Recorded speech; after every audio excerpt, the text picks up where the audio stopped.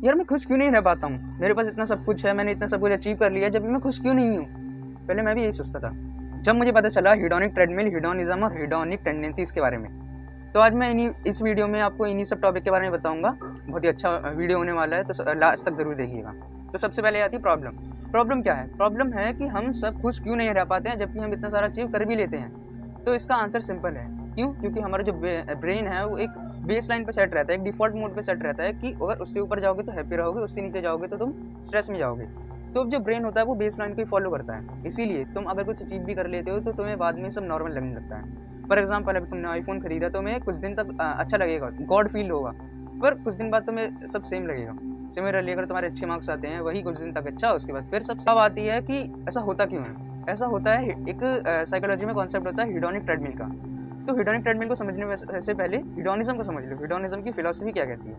Hedonism की philosophy कहती है कि तुम्हारे एक इंसान के जीवन का सच जो है वो क्या है, एक प्लेजर्स, हमारी ज़िंदगी के प्लेजर और हैप्पीनेस को फाइंड करना है। हर एक छोटी चीज़ में हैप्पीनेस फाइंड करना, हर एक छोटी चीज़ में प्लेजर फाइंड करना, और यही सब प्लेजर और हैप्पीनेस उस इंसान की ज़िंदगी का गोल है। उनका कहना ये होता है हेडोनिज्म का। अब आते हैं हेडोनिक टेंडेंसीज। हेडोनिक टेंडेंसीज वो टेंडेंसीज होती हैं, वो आदतें होती हैं जो कि तुम्हें हमेशा हैप्पीनेस के पीछे भागना, प्लेजर के पीछे भागने के लिए मजबूर कर देती हैं। अब आते हैं हेडोनिक ट्रेडमिल के पीछे। जैसे तुमने ट्रेडमिल देखा होगा जिम वगैरह में, इंसान उसके ऊपर भागता रहता है, वैसे ही हेडोनिक ट्रेडमिल है।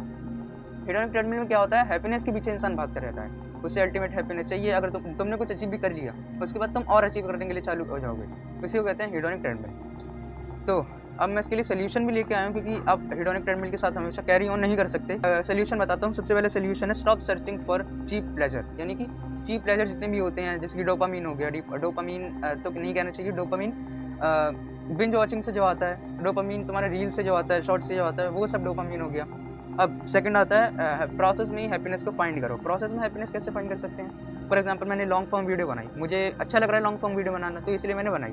अब तुम अपना काम कर सकते हो, जैसे कि तुम अगर फिजिक्स पढ़ते हो तो उसमें 2 न्यूमेरिकल कर लिए, मैथ्स करते हो तो उसमें 2 क्वेश्चन सॉल्व कर लिए। तो ऐसे ही अपने प्रोसेस में हैप्पीनेस फाइंड करो। थर्ड आता है हैप्पीनेस को गोल मत बनाओ। हैप्पीनेस को गोल मत बनाओ। मैंने कई सारे लोगों को सुना है कि हैप्पी रहो, हैप्पीनेस के लिए जियो।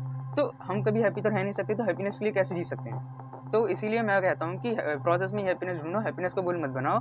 अगर तुम हैप्पीनेस को गोल नहीं बनाते तो वो तुम्हारे लिए साइड इफेक्ट बन के तुम्हारे पास आएगी। तो ये सारे सोल्यूशन है, आपको इन्हें फॉलो करना है।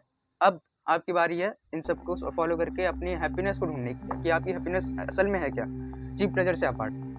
तो थैंक यू भाई, सब्सक्राइब करो, लाइक करो। व्यूज़ आते नहीं है जब भी मैंने लॉन्ग फॉर्म वीडियो बनाई, ताकि मैं आपको हेल्प कर सकूँ, क्योंकि शॉर्ट्स में तो मैं कुछ ज़्यादा बता नहीं सकता हूँ, इसीलिए। तो थैंक यू।